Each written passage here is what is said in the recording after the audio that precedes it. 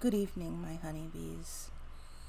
Today is February 10th, 2022. It is a Thursday, and I've decided I can't put it off any longer. So this video is going to be about why I wear yellow and what sunflowers mean to me.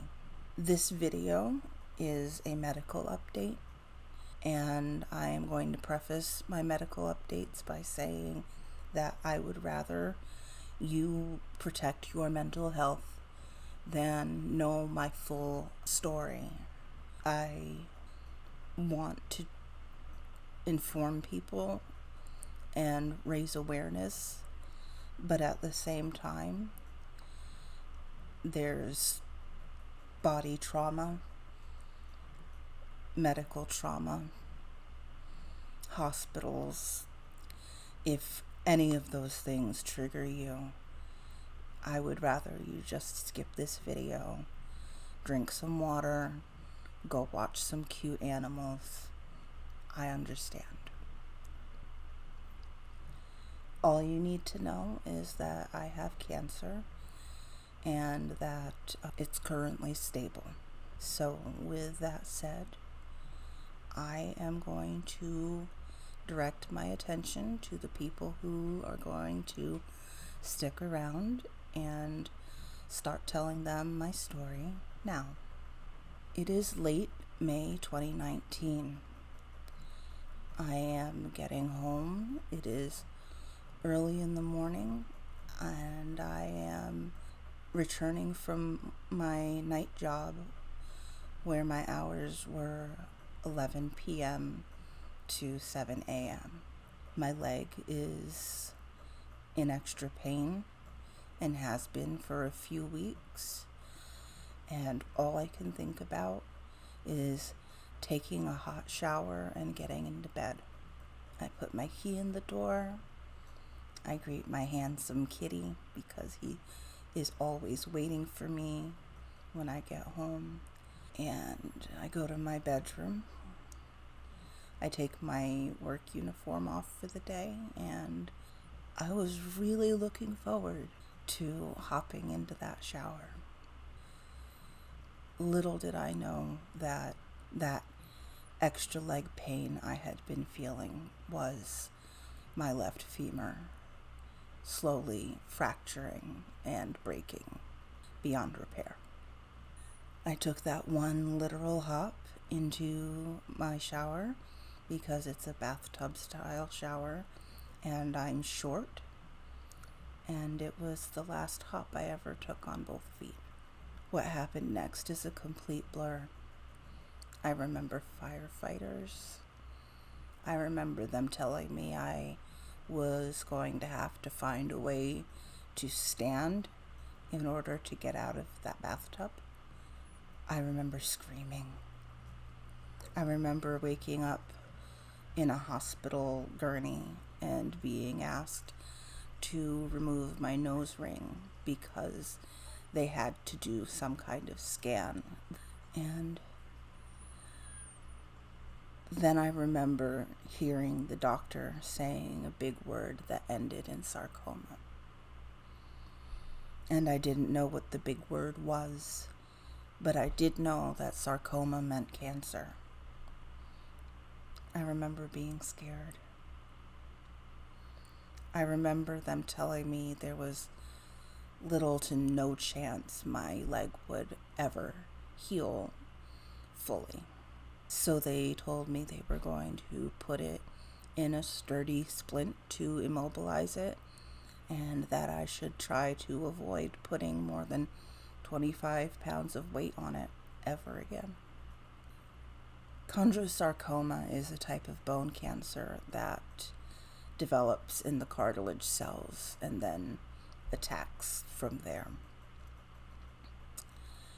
It had attacked my leg, and it was trying to make its way up my pelvis.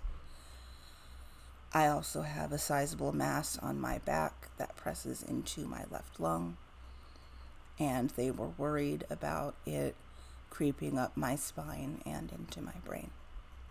for the next 4 to 5 months, it was the worst time I've had in my entire life.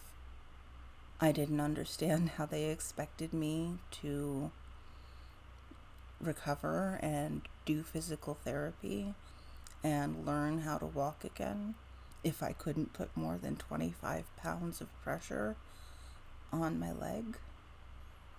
I had many nurses that were kind, caring, selfless, and tireless people in the hospital and in the nursing homes. I had just as many nurses who were lazy, mean, opportunistic, and outright abusive. I have had experiences with nurses that were scarier to me and have had a deeper impact on my life and mental health than sexual assaults I've experienced. It's really difficult for me to imagine elderly people in those places without an advocate.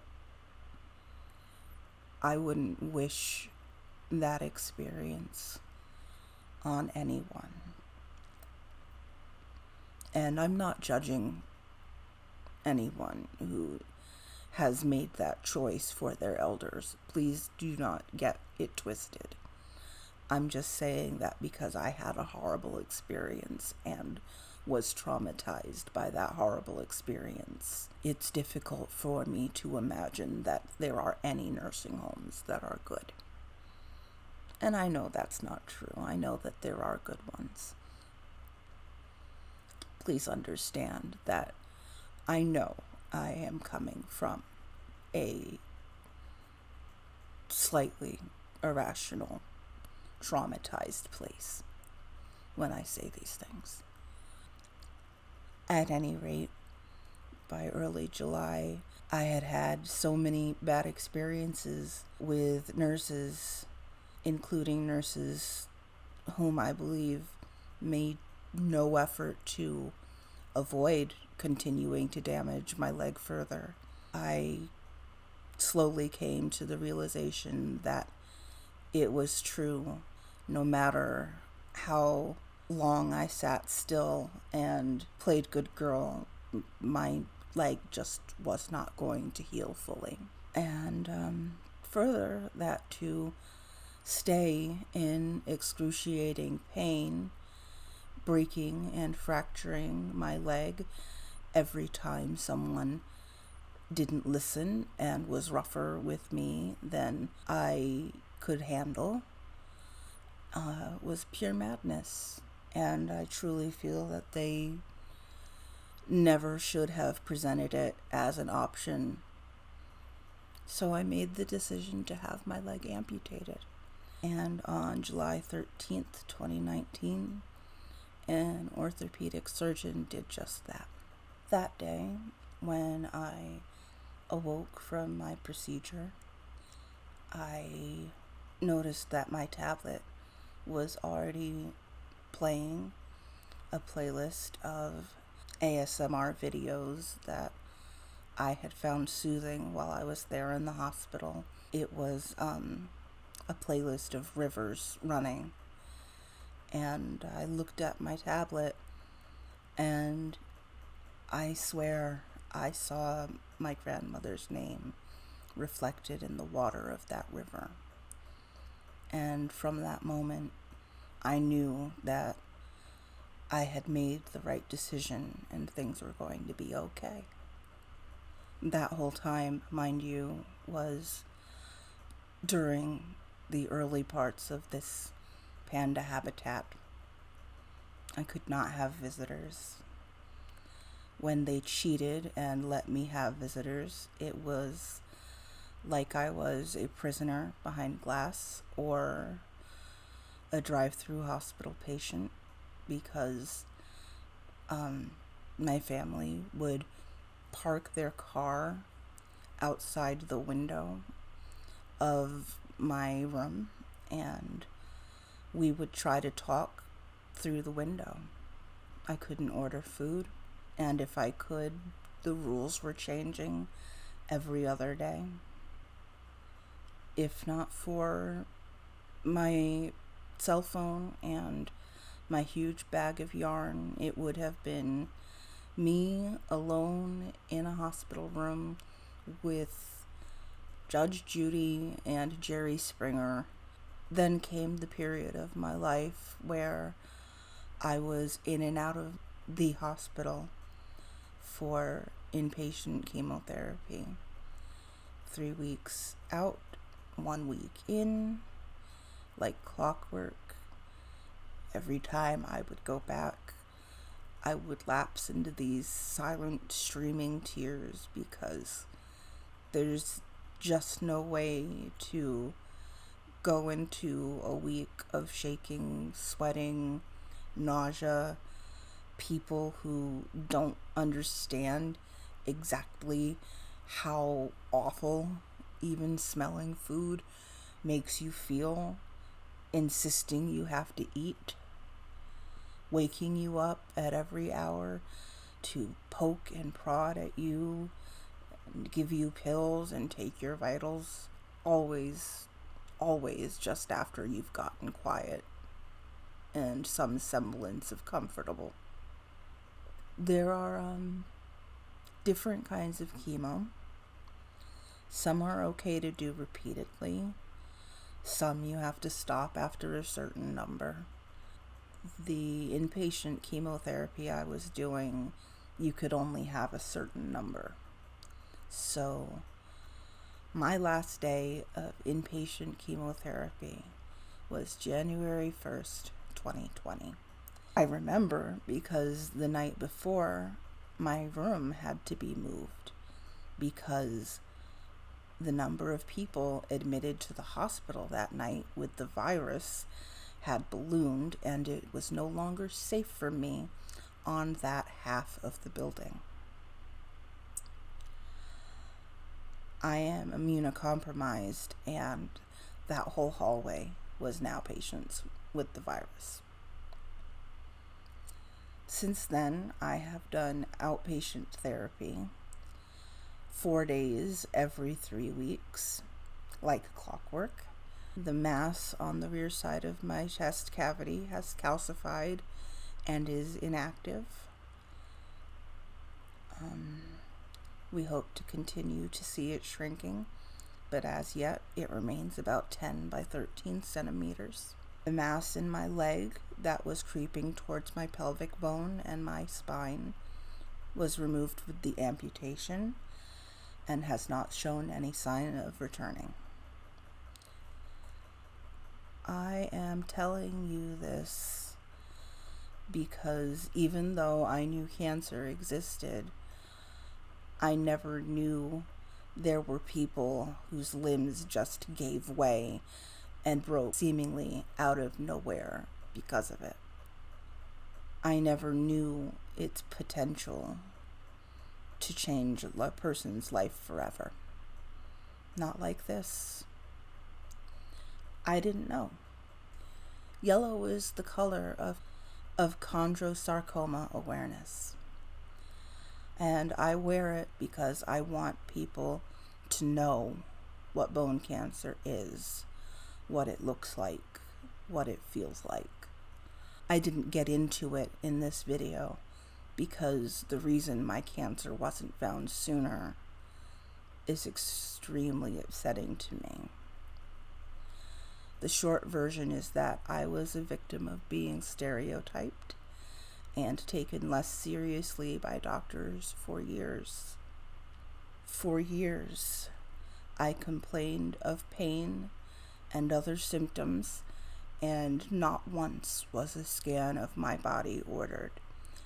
They loaded me up on muscle relaxers that were addictive and expected me to try to find a way to function despite the fact that they make people massively drowsy. I complained of pain, especially where that mass in my back has grown for years. No medical professional went beyond poking my side with a couple of fingers and saying it was a muscle spasm until it was too late. If you are a Black woman especially, I am talking to you right now. Know your doctors. Be sure they are hearing you. Be sure they are taking your symptoms seriously and connecting them together. Especially if you go to your doctor with persistent symptoms and they claim not to know what's wrong with you. Keep pushing. Do not accept what I accepted, because I am sure this cancer could have been caught before I lost a leg.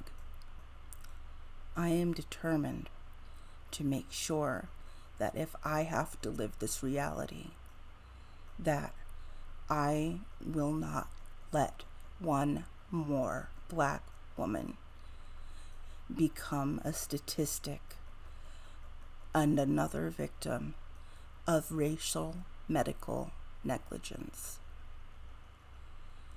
If I can reach just one other Black woman by wearing yellow and telling my story, I will have done what I set out to do with this. I love sunflowers because to me they represent strength, resilience, and a refusal to let go of my happiness. I'm a happy person. I try to have a smile for absolutely everyone. My nurses frequently commented on my positive attitude. I refuse to let this beat me or steal 1 ounce of my remaining happiness from my life. I have gotten to the point in my life where I need to move forward, adapt, change, try new things, and discard what isn't working for me. And as long as I feel happy and fulfilled, and I am building my wonderful community of honeybees, I know in my heart that I'm living my best life and the life that was intended for me. There are so many things I have done in the past 2 years that I would have put off or been afraid to do, and I refuse to let any more chances slip away because life is short. We have to love who we can and bring our light into their lives while we can. I wear yellow for all my other cancer warriors, the ones who've lost a limb, the ones who are in constant pain with a pathological break or fracture, the ones who have already passed. I wear sunflowers because they remind me I can endure with a positive attitude and a smile on my face. I'm not telling you this because I want pity or because I'm in need of charitable assistance. I am quite blessed to say that I don't need help with my medical bills. I'm not struggling. I'm living within my means safely and securely. There's no GoFundMe. I'm not asking you to buy anything. This is just me saying, listen to your body. Insist that your doctor takes you seriously. Do not let a medical professional decide that it's okay for you to have a subpar quality of life. The people who are charged with the care of your body shouldn't be okay with that. You deserve the best medical care you can possibly get. You deserve someone who will fully investigate what is causing your symptoms. You deserve more than completely altering your entire life because your doctors didn't do better when they had the chance. And so do I. And every day I live with the fact that I accepted less than that, and that I was okay with a doctor who was throwing addictive pain pills my way instead of investigating the source of my pain. I accepted that. And now I have one leg.